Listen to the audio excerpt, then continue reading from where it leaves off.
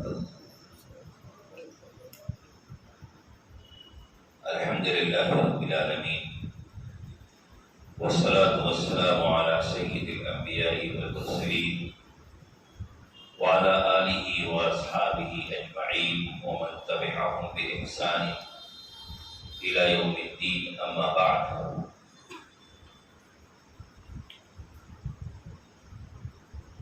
وعن ابن مسعود رضي الله عنه قال قال رسول الله صلى الله عليه وسلم: لقيت إبراهيم عليه الصلاة والسلام ليلة أسري بي فقال: يا محمد أقري أمتك مني السلام وأخبرهم أن الجنة طيبة تربة عذبة الماء وأنها كيعان وأن غراسها سبحان الله والحمد لله ولا إله إلا الله والله أكبر. رواه الترمذي وقال حديث حسن.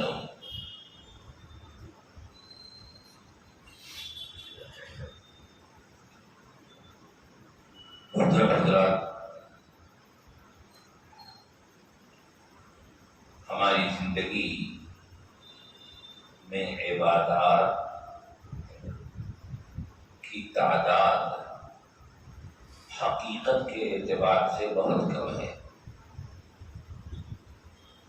اور اللہ تعالی نے ہمارے لیے جو انعامات تیار کر رکھے ہیں وہ حد و شمار اور تصور سے ماورا ہیں۔ قرآن کریم نے کہا: وَلَكُمْ فِيهَا مَا تَشْتَهِي أَنفُسُكُمْ، کہ جنت میں تمہارے لیے وہ تمام کی تمام چیزیں ہیں جس کی خواہش تمہارے نفس کو ہوگی، اور جتنی بھی چیزیں ہوں گی ان میں کوئی حد و انتہا نہیں ہوگی، نہ وہ ختم ہوگی، نہ وہ بے مزہ ہوگی، نہ اس سے اکتاہٹ ہوگی۔ قرآن کریم نے کہا کہ ہر مرتبہ ان کو ایک نئی لذت ملے گی، ایک ہی چیز کی لذت انیک ہوگی۔ دنیا میں مثال کے طور پر آپ سیب کھائیں، آپ نے کھانے کے لیے ایک پلیٹ میں 5 سیب کو رکھا، کھائیں گے، سب کا مزہ ایک ہی قسم کے۔ ہاں، بات چیزیں ایسی ہیں کہ اللہ نے ان میں کچھ حد تک مزہ میں فرق رکھا ہے، جیسے کئی قسم کے آم رکھیں تو الگ الگ آم کا مزہ آپ کو الگ الگ ملے گا، لیکن ایک آم کا مزہ ایک ہی جیسا ہوگا۔ اب رسال لے لیں تو اس کا مزہ سارے رسال کا ایک ہی جیسا رہے گا، بے نشان لے لیں تو سارے بے نشان کا مزہ ایک ہی رہے گا، اور تبدیل کریں تو مزہ کچھ حد تک تبدیل ہوگا۔ لیکن جنت میں ایک ہی جیسے پھل کے مزے انیک ہوں گے،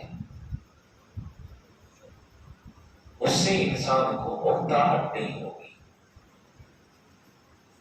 تو جو نعمتیں ہمیں حاصل ہونی ہیں وہ بہت قیمتی ہے، بہت وسیع ہے، اور ہمارے پاس ان کو حاصل کرنے کا سرمایہ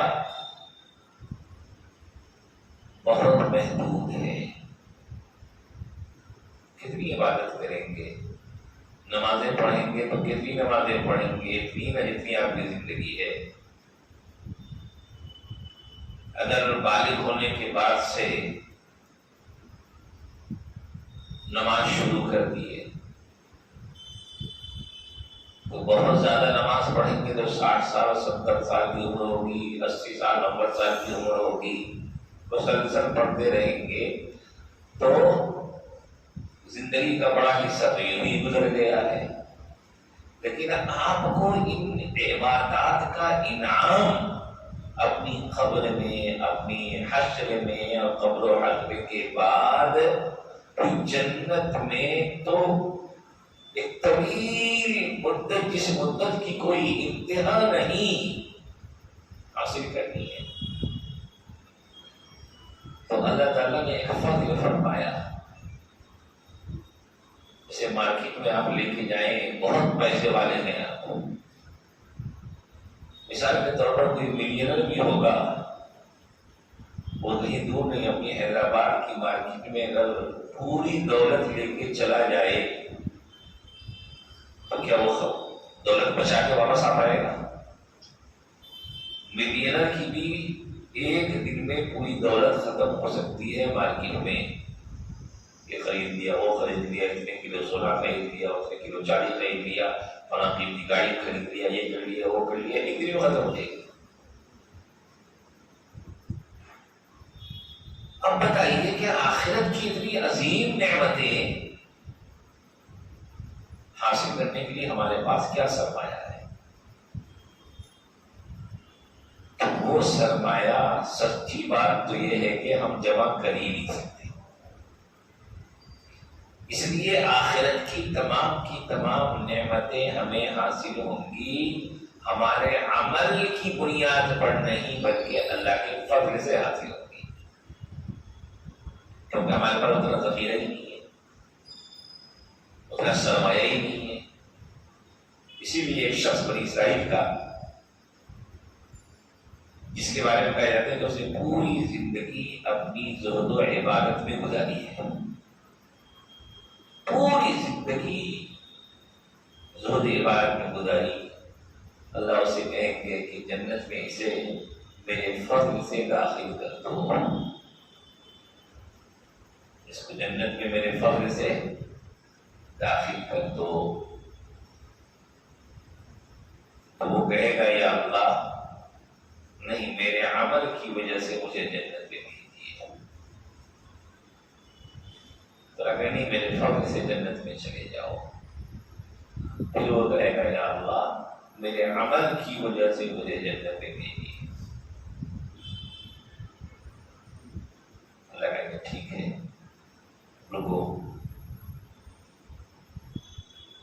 اس سے چند چیزوں کا حساب و کتاب لیا جائے گا، اس پر پیاس کی شدت طاری کی جائے گی، ایک فرشتہ پانی دے کے گزرے گا، وہ کہے گا اے اللہ کے بندے مجھے پیاس لگی ہے پانی دے دو، وہ کہے گا کہ میں پانی بیچ سکتا ہوں، مفت میں نہیں دوں گا، ٹھیک ہے تو بیچ دو۔ اب آخرت کا سکہ کیا ہے؟ جس ملک میں ہو اس ملک کی کرنسی چلتی ہے، اب انڈیا میں ہو تو یہاں کی کرنسی سے کوئی چیز خریدیں گے، کسی دوسری کنٹری کو جائیں گے تو وہاں کی کرنسی سے کوئی چیز خریدیں گے، ہر ملک میں چیزوں کا تبادلہ لین دین اس ملک کی کرنسی سے ہوتا ہے۔ آخرت کی کرنسی اعمال صالحہ ہیں، نیک اعمال ہیں، وہ دن سارا تبادلہ اعمال کے ذریعے ہوگا،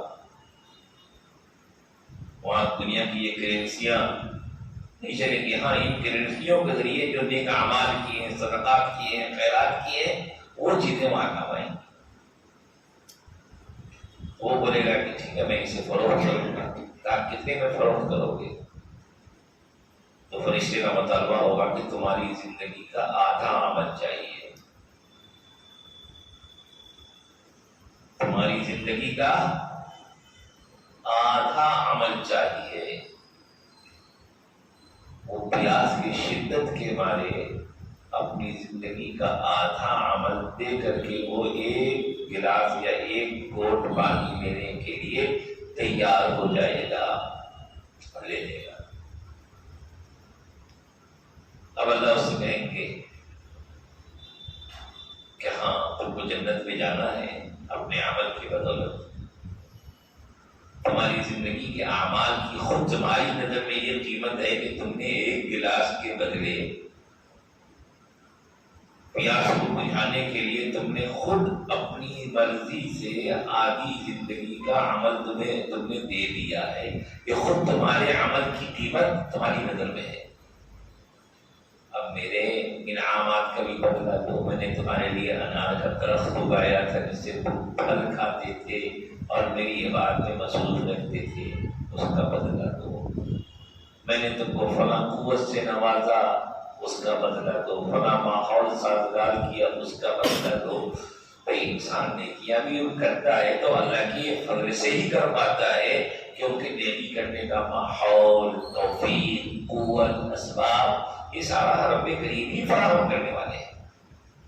ورنہ انسان نیکی کرنا چاہتا ہو، ہاتھ پاؤں اس کا ساتھ نہ دے، مسجد کو جانا چاہتا ہو لیکن کچھ آزار کھائے نہ ہو، پیسہ خرچ کرنا چاہتا ہو جیب میں پیسے نہ ہو، تو توفیق بھی اللہ دیتے ہیں، اسباب بھی اللہ ہی دیتے ہیں۔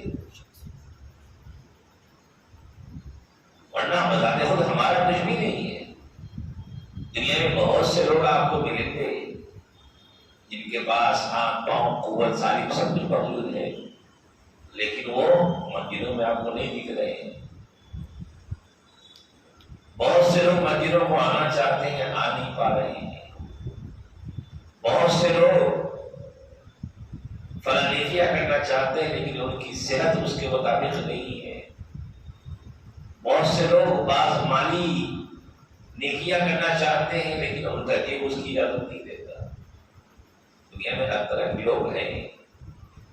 آپ اگر کچھ کر رہے ہیں تو اس کرنے میں جتنی چیزوں کو آپ استعمال کر رہے ہیں وہ سب اللہ کی عنایت ہی ہے۔ اس لیے حدیث قدسی میں کہا گیا کہ اللہ ہی کی ذات ہے جو توفیق بھی دیتی ہے، اور اللہ ہی کی ذات ہے جو اسباب و وسائل بھی فراہم کرتی ہے۔ تو اللہ اس سے آپ اپنے انعامات کا بدلہ پوچھیں گے کہ تم کو جنت میں جانا ہے تو پہلے اس سے پہلے ہم نے تم کو سانسیں دی، غذائیں دی، ہم نے تم کو کھانے کا پھل دیا، پانی کی نعمت فراہم کی، ان چیزوں کا بدلہ دو۔ اب ایک انسان جو اپنی زندگی کا آدھا عمل ایک گلاس کے بدلے خرچ کر دیا، اب وہ اللہ کی نعمتوں کا، وہ بھی پوری زندگی کی لامحدود نعمتوں کا کہاں سے حساب دے پائے گا؟ چند چیزوں میں ہی اس کی نیکیاں ختم ہو جائیں گی۔ اب اللہ کہیں گے بھائی جب اب آگے جنت میں تو کئی چیزیں باقی ہیں، کئی چیزیں ابھی باقی ہیں، ان کا بدلہ دو۔ یہاں عمل خالی ہو چکا ہوگا، نام اعمال خالی ہو چکا ہوگا، اب آخر ٹھکانے آئے گی، وہ کہے گا کہ اللہ مجھے اپنے فضل سے جنت میں بھیج دیجیے، اپنے فضل سے جنت میں بھیج دیجیے۔ اسی لیے کہا گیا احادیث میں کہ اللہ سے اس کا فضل مانگنا چاہیے، عدل کے قابل ہم لوگ نہیں ہیں۔ اگر معاملہ برابری کا کر دیا گیا جیسے وہ تیزاب، تو پھر کوئی نہیں بچ پائے گا۔ انعام ہوگا، فضل ہوگا، احسان ہوگا، چشم پوشی ہوگی، ستاری ہوگی، تب جا کر کے ہم لوگ ان ٹوٹے پھوٹے اعمال کے نام پر جنت میں جا پائیں گے۔ تو ہمارے اعمال کی حقیقت اتنی ہے کہ ہمارے پاس بہت بڑا سرمایہ نہیں ہے، لیکن جو چیزیں ہمیں حاصل کرنی ہے وہ بہت عظیم ہیں، بہت وسیع ہیں، بہت قیمتی ہیں۔ تو اللہ نے ہمارے سرمایے کو بھی بڑھانے کے لیے ایک اضافی انتظام کیا کہ بہت سے چھوٹے چھوٹے اعمال ایسے دیے کہ بظاہر وہ کرنے میں چھوٹے ہیں، کرنے میں آسان ہے، لیکن ان پر ملنے والا جو ثواب ہے وہ بہت زیادہ ہے کہ ہم چند لمحوں میں زیادہ سے زیادہ نیکیاں اپنے نام اعمال میں جمع کر سکتے ہیں۔ یہ بھی اللہ کا ایک گویا کہ خاص انعام ہے کہ بندے اس طریقے سے بھی اپنی نام اعمال کو وزنی بنا لو، دیگر عبادات کے ساتھ ساتھ ان چیزوں کو بھی کرو۔ اصل تو بنیاد وہی ہے، جو عبادات فرائض ہیں وہ تو بنیاد ہے، ان کے بغیر تو کام چلنے والا نہیں، لیکن ان کے ساتھ ساتھ کچھ اضافی چیزیں بھی ہیں کہ ان کو کرو تاکہ تمہاری وہ عبادات بھی مزین ہو جائے، ان کی کمی کوتاہی بھی دور ہو جائے، اور ان کے ساتھ ساتھ تم اپنے اعمال کو بہت زیادہ وزنی بنا سکو۔ اس کے لیے ایک اہم ترین چیز قرآن کریم کی تلاوت ہے، ایسے ہی اللہ کی یاد ہے، ذکر اللہ جسے ہم کہتے ہیں، ذکر کرنا۔ اب ذکر مختلف قسم کے اذکار دیے گئے، تو ان اذکار میں اللہ تعالیٰ نے اتنی عظیم نعمتیں چھپائی ہیں کہ ہم بڑی آسانی سے اس کام کو کر پاتے ہیں، اور مختصر وقت میں اللہ کی طرف سے بہت زیادہ ثواب کے مستحق ہو جاتے ہیں۔ جیسے کہ ایک روایت ہے ام المومنین جویریہ بنت حارث رضی اللہ عنہا سے کہ نبی اکرم صلی اللہ علیہ وسلم ان کے پاس سے صبح میں گزرے تو دیکھا کہ مسجد میں ہے وہ، پھر دوپہر کے وقت میں یا چاشت کے وقت میں آپ واپس آئے تو دیکھا کہ مسجد میں ہے۔ تو آپ نے پوچھا کہ مستفید جب سے میں گیا اس وقت سے اب تک آپ اسی حال میں کہاں؟ بس اسی حال میں ہوں، اللہ کو یاد کر رہی ہوں، عبادات میں وقت گزار رہی ہوں۔ نبی اکرم صلی اللہ علیہ وسلم نے فرمایا کہ اگر تم اتنا وقت گزارنے کے علاوہ صرف یہ مختصر کلمات 3 مرتبہ کہہ لیتی، یہ مختصر کلمات 3 مرتبہ کہہ لیتی، تو ان کا وزن ان تمام چیزوں سے زیادہ ہو جاتا جو تم نے صبح سے بیٹھ کر کے اب تک کیا۔ فرمایا سبحان اللہ و بحمدہ عدد خلقہ ورضا نفسہ وزینت عرشہ ومداد کلماتہ۔ بس ان کلمات کو تم 3 مرتبہ پڑھ لیتی تو ان کا وزن صبح سے جو دوپہر تک آپ نے جو کچھ کیا ہے ان سے کہیں زیادہ ان کا وزن ہو جاتا۔ سبحان اللہ و بحمدہ عدد خلقہ ورضا نفسہ وزینت عرشہ ومداد کلماتہ۔ سبحان اللہ و بحمدہ عدد خلقہ ورضا نفسہ وزینت عرشہ ومداد کلماتہ۔ اب بتائیے کتنا مختصر وظیفہ، کتنا مختصر ذکر۔ خود آقا صلی اللہ علیہ وسلم فرما رہے ہیں کہ ان کا وزن ان سے زیادہ ہوتا جو صبح سے بیٹھ کے تم دوپہر تک کر رہی ہو۔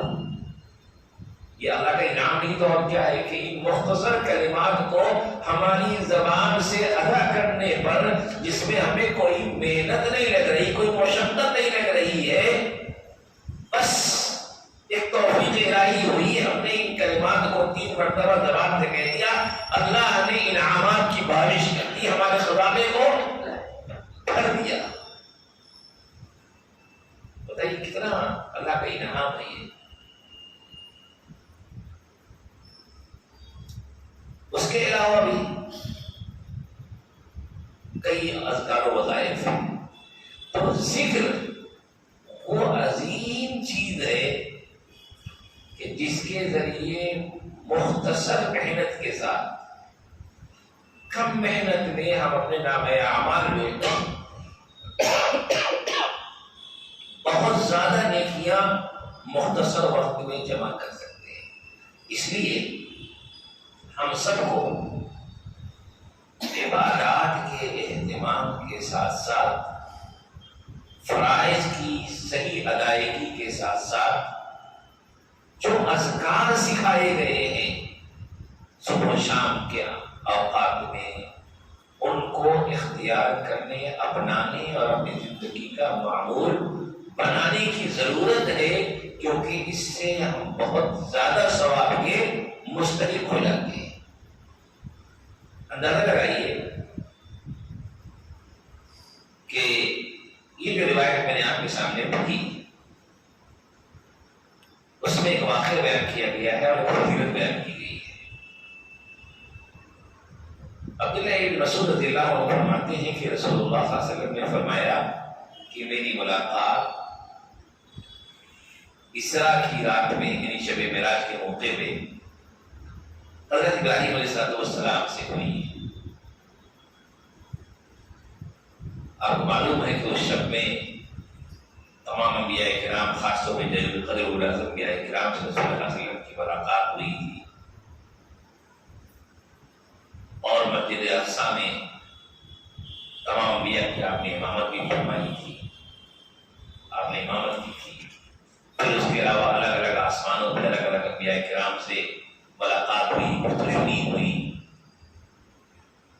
تو حضرت ابراہیم علیہ السلام سے ملاقات ہوئی تو انہوں نے فرمایا کہ یا محمد اپنی امت کو میرا سلام کہیے گا، اپنی امت کو میرا سلام کہیے گا۔ امت کون ہے بھائی؟ صحابہ سے لے کے بعد تک ہم لوگ سب کیا ہیں؟ امت ہی کو ہیں۔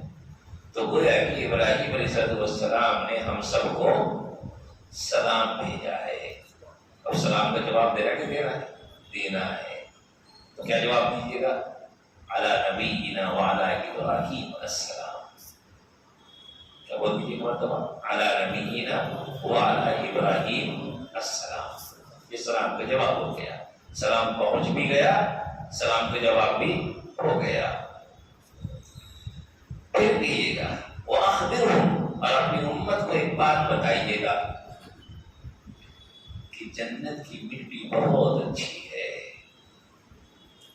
اس کا پانی بھی میٹھا ہے، مٹی بھی اچھی ہے، پانی بھی میٹھا ہے، لیکن وہ خالی میدان ہے، خالی میدان ہے۔ اچھا، احادیث میں کئی موقعوں پہ مثالوں سے بھی سمجھایا گیا، آپ سب جانتے ہیں کہ اچھی مٹی ہو اسے اچھا پانی ملے۔ بہت سی مٹی ایسی ہوتی ہے پانی لے کر کے بھی پودا نہیں دیتی ہے، بہت سی مٹی ایسی ہوتی ہے پانی لے لیتی ہے۔ حدیث بخاری میں روایت ہے کہ نبی صلی اللہ علیہ وسلم نے مثال سے سمجھایا کہ ایک زمین وہ ہے جو پانی اپنے اندر لے لیتی ہے اور اس سے ہرے بھرے پودے نکالتی ہے جو انسانوں کو اور دیگر مخلوق کو اس سے فائدہ پہنچتا ہے۔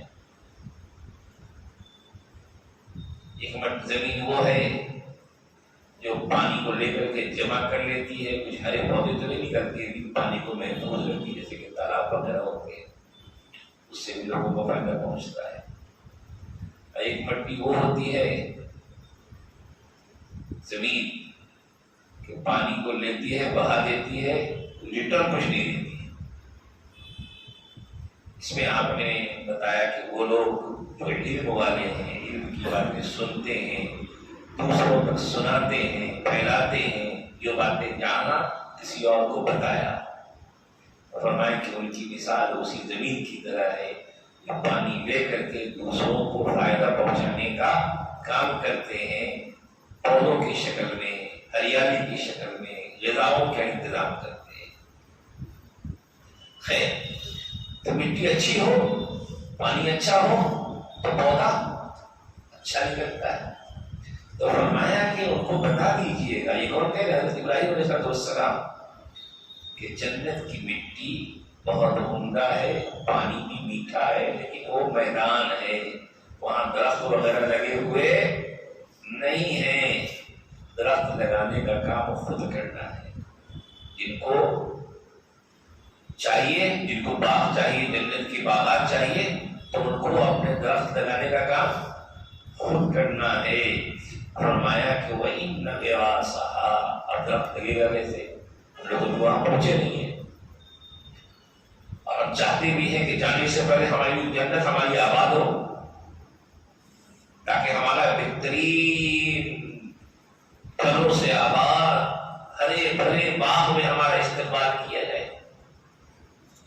فرمایا کہ دنیا میں رہتے ہوئے اس پہ باغ لگانا ہے، شجر کاری کرنا ہے کام دنیا میں رہتے ہوئے، تاکہ جب وہاں جائیں تو ان کی وہ نعمت وہاں تیار بھی رہے۔ فرمایا کہ اس میں پودا اس طرح لگے گا کہ سبحان اللہ والحمد للہ ولا الہ الا اللہ واللہ اکبر۔